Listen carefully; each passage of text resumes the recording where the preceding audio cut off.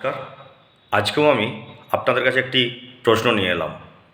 তার আগে শুভ রামনবমীর প্রীতি, শুভেচ্ছা, ভালোবাসা এবং বড়দের অবশ্যই প্রণাম।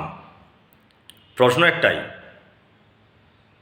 যে আমরা হিন্দু হয়ে, আমি নিজে হিন্দু, রামনবমী মানালাম, সত্যি খুব ভালো লাগলো। তো আমরা যে সকল হিন্দু আছি সেই সকল হিন্দু হয়ে রামের পুজো করতে ভয় পাচ্ছি, কেউ জয় শ্রীরাম বলতে ভয় পাচ্ছে। আমার কিছু কিছু হিন্দু বন্ধুদেরকে আমি ফোন করলাম, জয় শ্রীরাম বলছি, তারা কিন্তু কথাটা এড়িয়ে গেল। কিন্তু কেন আমি নিজেও জানি না। এখানে ধর্ম ধর্ম নিয়ে কেন এত বিদ্বেষ? আজকে হিন্দু মুসলিম এই বিদ্বেষ কারা তৈরি করেছে? আমাদের মতো কিছু মানুষ তৈরি করেছে। কিন্তু কেন? আজকে কি আমরা সেই কাজী নজরুল ইসলামের কবিতা ভুলে গেলাম যে মোরা একই বৃন্তে দুটি কুসুম, হিন্দু মুসলমান, মুসলিম তার নয়নমণি, হিন্দু তাহার পান?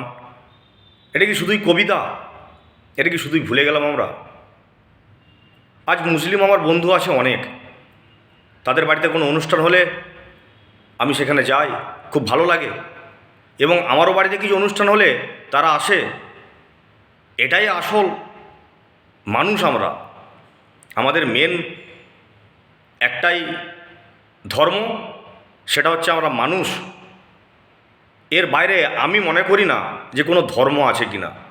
আজ হিন্দু মুসলিম খ্রিস্টান কেন, কারা বানিয়েছে এগুলো? আমরা বানিয়েছি।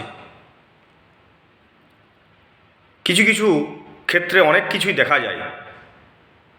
মুসলিম ঘরের এই করা চলবে না, হিন্দু ঘরে এই করা চলবে না। মুসলিম হিন্দুদেরকে অত্যাচার করছে, হিন্দু মুসলিমকে অত্যাচার করছে। কেন? আমাদের দুজনকারই কিন্তু গায়ের রক্ত লাল।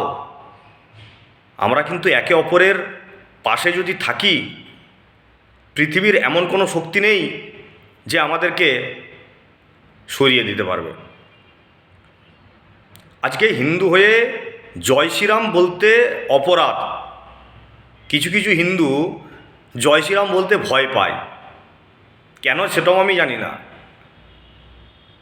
আজকে যারা মুসলিম বন্ধু তারা তাদের ধর্ম নিয়ে আলোচনা করবে, ভালো, তাতে অসুবিধার কী আছে?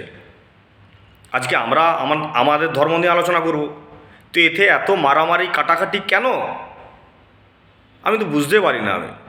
আজকে এত আমরা 5Gর যুগে দাঁড়িয়ে এখনও আমাদের মধ্যে অনেক কিছু বিদ্বেষ দেখা যায়। এটা কি সত্যিই শোভনীয় নয়।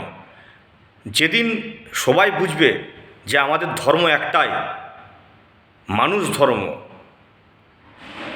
কেউ যদি তখন বলে কোনো স্কুল কোনো জায়গাতে, এই দিনটা যেদিন আসবে যে তোমার ধর্ম কি, সেদিন বলবে আমি আমার ধর্ম মানুষ, সেই দিনই যুগের পরিবর্তন ঘটবে। এটা বলেই আমি শেষ করছি। প্রশ্ন একটাই যে আমরা এত বিদ্বেষের মধ্যে কেন বাঁচছি? আজ হিন্দু হয়েও জয় শ্রীরাম বলতে কেন ভয় পাচ্ছি? সবাই অবশ্যই কমেন্টে জানাবেন। ধন্যবাদ।